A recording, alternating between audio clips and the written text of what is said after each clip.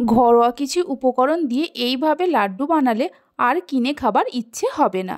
বানানো তো একেবারেই সহজ, আপনারা যে কেউ খুব সহজেই বানিয়ে নিতে পারবেন। নমস্কার বন্ধুরা, রূপাস কিচেনে সবাইকে স্বাগতম। তাহলে চলুন দেখে নেওয়া যাক। শুরু থেকে শেষ পর্যন্ত দেখার জন্য আপনাদের কাছে অনুরোধ রইল। এখানে আমি 1 কাপ ছোলার ডালকে 2-3 বার জল দিয়ে ভালো করে ধুয়ে নিয়ে 3 থেকে 4 ঘন্টা ভিজিয়ে রেখেছিলাম। আপনারা চাইলে সারা রাতও জলে ভিজিয়ে রাখতে পারেন। জল ঝরিয়ে নিয়ে ডালগুলোকে একটা মিক্সির জারের মধ্যে দিয়ে দেব। চাইলে শিলেতেও বেটে নিতে পারেন। ডালগুলো মিক্সির জারের মধ্যে দেওয়ার পর অল্প করে জল দিয়ে পেস্ট করে নেব। একবারে পেস্ট করতে যদি অসুবিধা হয় তাহলে দুবারেও পেস্ট করে নিতে পারেন।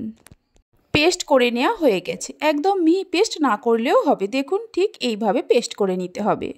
কড়াতে বেশ কিছুটা সাদা তেল নিয়ে গরম করতে বসিয়ে দিয়েছিলাম। তেল ভালোভাবে গরম হলে ডালের এই পেস্টটা এইভাবে অল্প অল্প করে দিয়ে পকোড়ার মতো করে ভেজে নিতে হবে। ডালের এই পকোড়াগুলোকে ভালো করে যদি ভাজা না হয় তাহলে লাড্ডুগুলো খুব একটা খেতে ভালো লাগবে না।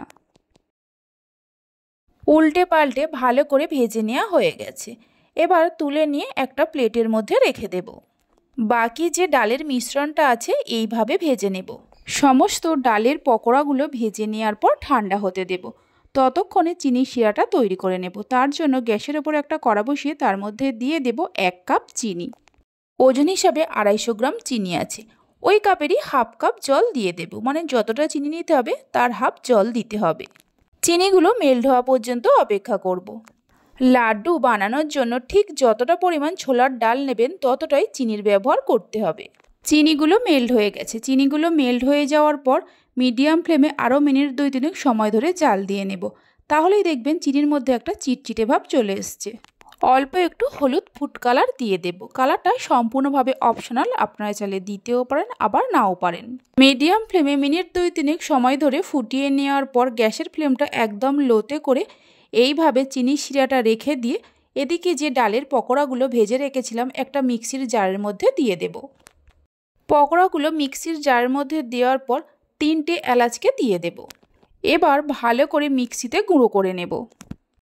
ডালের পকোড়াগুলো মিক্সিতে গুঁড়ো করে নেওয়ার পর ওইদিকে যে চিনি শিরাটা লো ফ্লেমে বসিয়ে রেখেছিলাম তার মধ্যে দিয়ে দেব।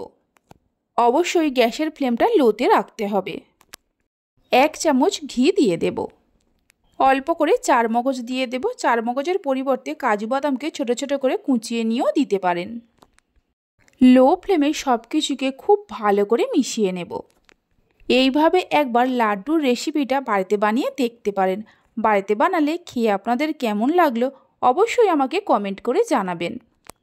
লো ফ্লেমে সব কিছুকে খুব ভালো করে মিশিয়ে নেওয়া হয়ে গেছে।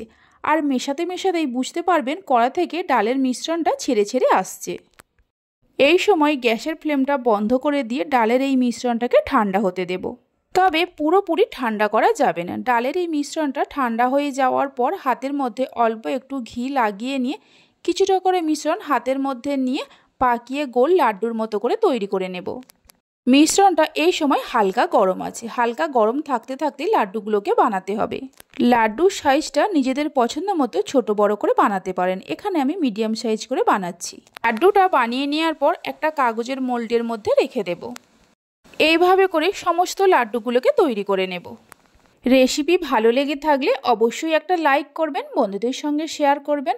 ভালো লাগলে চ্যানেলটি সাবস্ক্রাইব করে পাশে থাকা বেল আইকনটি প্রেস করবেন নতুন রেসিপির আপডেট সবার আগে পাওয়ার জন্য। সমস্ত লাড্ডুগুলোকে তৈরি করে নেওয়া হয়ে গেছে।